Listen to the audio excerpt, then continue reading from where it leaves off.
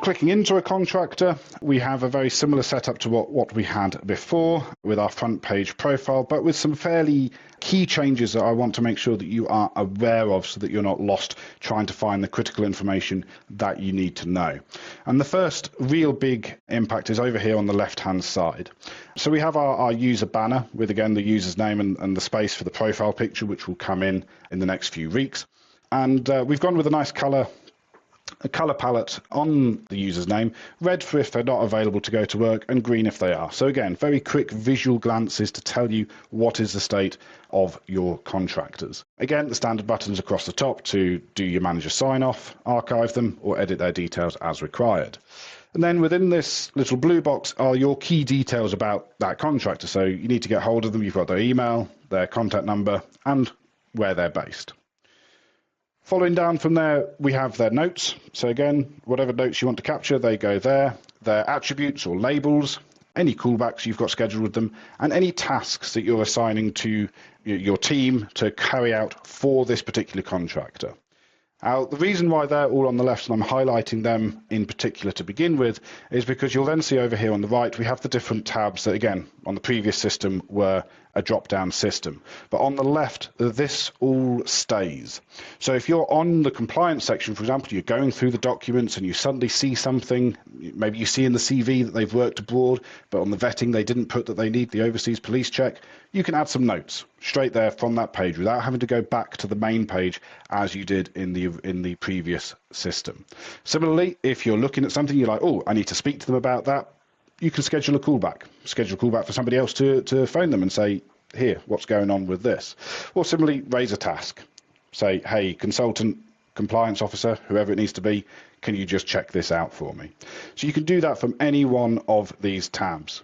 Other than that, most of the rest of it sort of stays the same. All the key details about the contractor on the front page, the contact details, next of kin, any medical, payroll source, etc. The next bit is then on the documents, is where we've made some more changes. Again, as you can see there, as that reloaded into that, we have that left-hand side all there, which is nice and sticky. We've now gone with more of a folder-based structure. So again, previously on the old interface, we had that flat list of documents, which again, functional, did its job, but it was time for an upgrade, time for something that was a bit more 2026 rather than 1999. Here we have the folders that we've currently got. So your legal notices, questionnaires, references, and the vetting questionnaire as a specific questionnaire all sit within here, and then the compliance itself. And if you click into compliance, that then starts to drill down into your compliance categories. Obviously, these are now ordered by whichever way you wish. And as you can see, it will tell you how many files you have within each of those categories.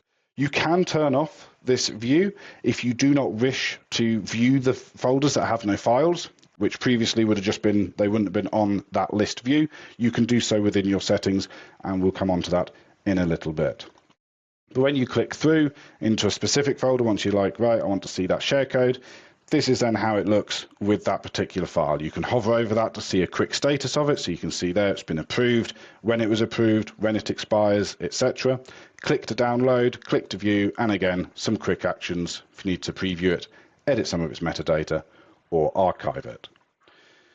We've combined the bookings and absences, which were previously two separate parts of the contractor profile on the original interface, into this one diary element.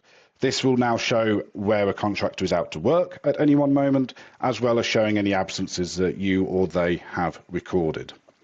You can click through to the bookings from there. If you need to add an absence, you can do so by just clicking on the date that you need to add, and you'll get the modal pop up, or you have the handy Add Absence button at the top. The other tabs remain the same as they always were. Timesheets is the list of timesheets that the contractor has submitted, if they have submitted anyway. Yeah, this person has submitted quite a few, and you can see their status. And again, notifications, so you can see what emails have gone from the MooBob system to that particular contractor.